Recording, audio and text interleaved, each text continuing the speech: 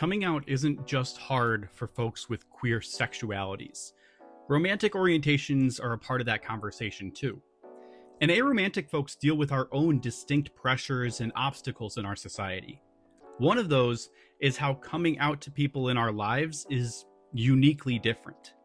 So today I want to respond to a comment that really stuck with me, not just because of what it said, but because of how many people I know who have felt very similarly to this person, myself included.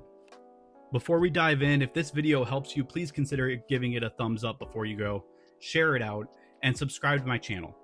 But mostly, I want you to feel a little less alone and know that you're understood, you're heard, and that you matter. And on this journey, one more love unraveled. I finally learned to love me for me.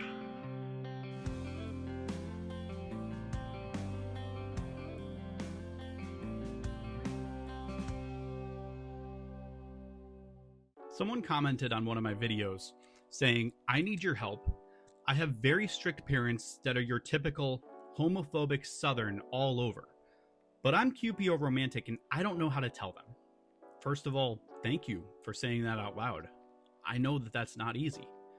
But second, I want you to know that I hear you. You have no idea how loudly I hear you. There's no guidebook for how to come out to family, especially when it's about something that people don't really understand to begin with. A lot of people barely even know what aromantic means, let alone QPO romantic. And when you're growing up in a place or a household where anything queer is treated like a problem or a sin or a joke, it gets even harder. So let's start out with the basics. What is aromantic and what is QPO romantic for this person in particular? Now, aromantic means that you experience little to no romantic attraction.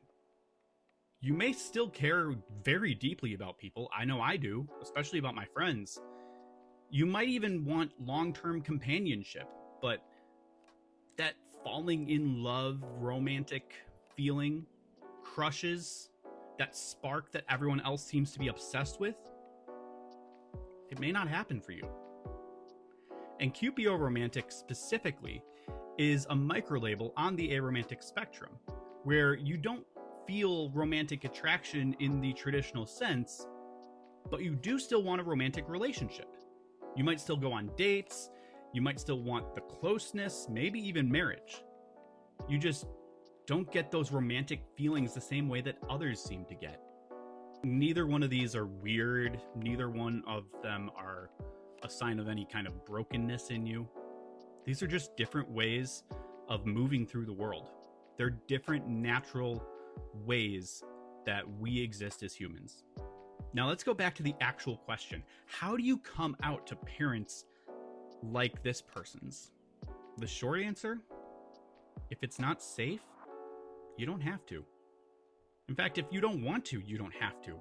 You don't owe anyone your full story, especially not people who've shown that they won't handle it well. There's a lot of pressure, especially in queer spaces, to be visible or to live out your truth out loud.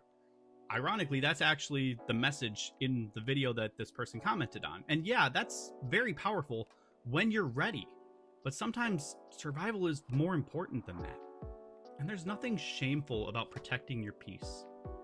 If you're scared of how they'll react to words like QPO romantic or aromantic, you can take a different route. You can just describe your experience. Say something like, "I've never had a crush before. I think differently about love than most people I know. I'm still figuring out what I want." And even if that feels too risky, if you're in a situation where being open about this is something that might put you in emotional, physical, spiritual, mental danger, then it's okay to give them the version that they're ready to hear. No one's gonna fault you if you say something like, "I just haven't met the right person yet." It may not be the whole truth. You might know in your heart that that's not what you're looking for and that you're not wired that way. And I know for me, I get frustrated when somebody assumes that it's just that I haven't met the right person yet. But if it preserves you, it's okay. No one's going to fault you for that.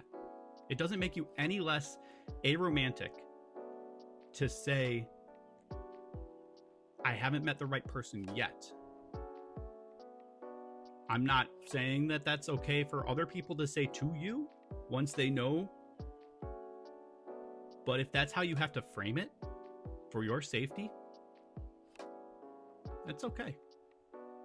If saying that helps you stay safe, helps you avoid harm, helps you get through to the next day, that's not lying.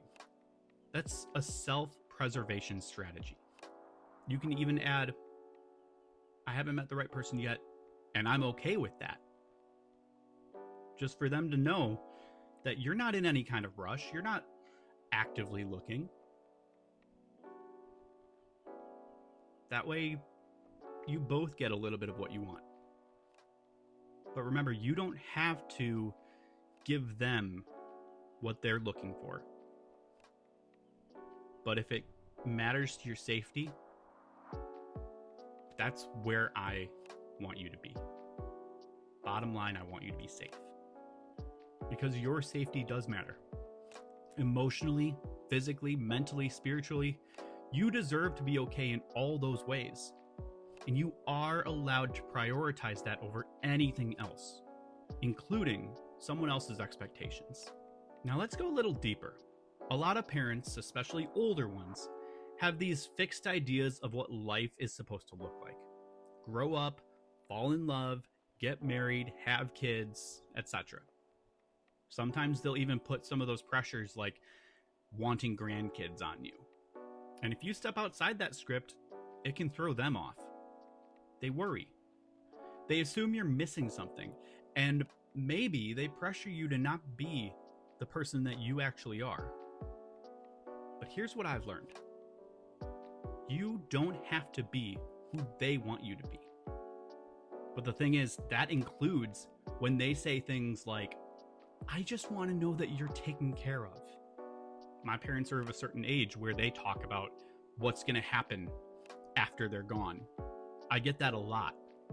I'm in my mid-30s, and that conversation does come up sometimes. And that's where that taken care of line usually comes in. It usually means, I hope you'll have a spouse, or I hope someone will love you when I'm not here. Sometimes I've had it framed that it's a worry about me being alone for the sake of my depression. We don't want you to feel depressed. We don't want you to go through that alone. We worry about what might happen if you don't have someone around with you. And that's not a bad hope. It's not evil, but it's also not the only way to be okay. Being taken care of doesn't mean to have a romantic partner if you don't want it to. It can also mean friends who know your daily routines. It can mean chosen family. It can mean a community that has your back. It can mean a queer platonic relationship if that's what you want. It means people who love you in your way, not in someone else's way. I saw a moment recently that really put this all into perspective, and you might have seen this one too. Now, last month, Ozzy Osbourne played his final retirement show. A huge, sold-out crowd in Birmingham, in his hometown. And one video in particular of what happened backstage really helped frame this for me.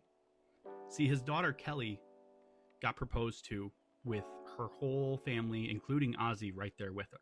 See, my FYP is just filled with videos of Ozzy right now with tributes, and I even made my own tribute to him. But with his passing just the day before I'm filming this, I can't help but think about the timing of that proposal. Yeah, that was for her, but it wasn't just for her.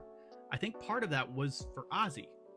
For him to know that before he stepped off the stage for good, that his daughter was loved, that she was going to be okay. I get that. I think that's beautiful. Even as an aromantic person, I can feel the power of that moment. But I also think we can offer the same reassurance in other ways. We can say, look at the people I've chosen to keep close. We can welcome our parents and our loved ones into that world. We can say, look at how I take care of myself. Look at how I've built a life with purpose, even if it doesn't follow what you expected. Life doesn't have to be romantic to be real. And security doesn't have to come from a partner to be lasting. And to anyone who's watching this who does come from a strict household, especially where queerness is feared or mocked or condemned, I want to say this plainly. Just because that mindset lives in them doesn't mean it has to live in you. You are allowed to grow in a different direction. You're allowed to build something better. I understand what it's like to live in that fear, to feel like you have to be something and someone that you're not comfortable being. And you saw how it hurt other people.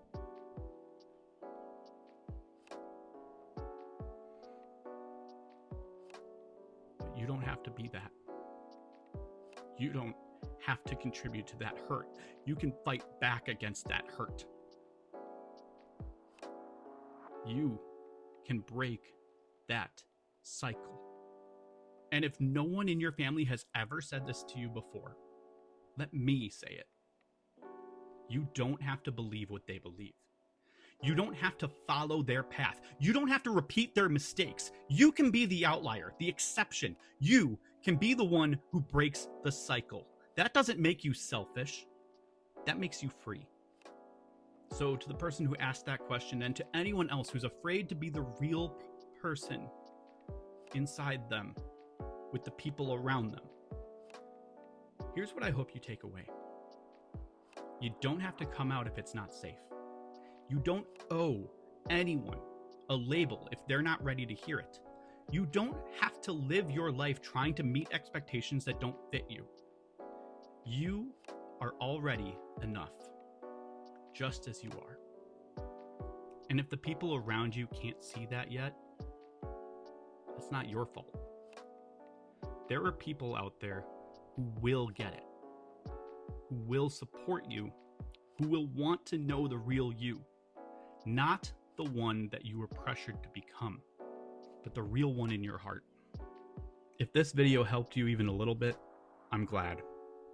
For this video's comment prompt, I want to know what you are most proud of in your journey.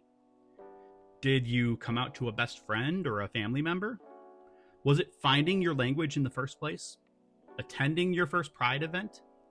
Maybe it was learning to accept yourself. Let me know in the comments. And again, please remember to give this video a thumbs up, share it out, and subscribe for more content like this. If you'd like to support me and my work, you can check out my merch shop on my YouTube channel or on my website, fluentlyAspec.com. You can also support me by ordering a copy of my book, Limitless, Poetry of an Aromantic and Asexual Journey. There's details in the description for where you can find it. Be good to each other and to yourselves. I'll see you in the next one.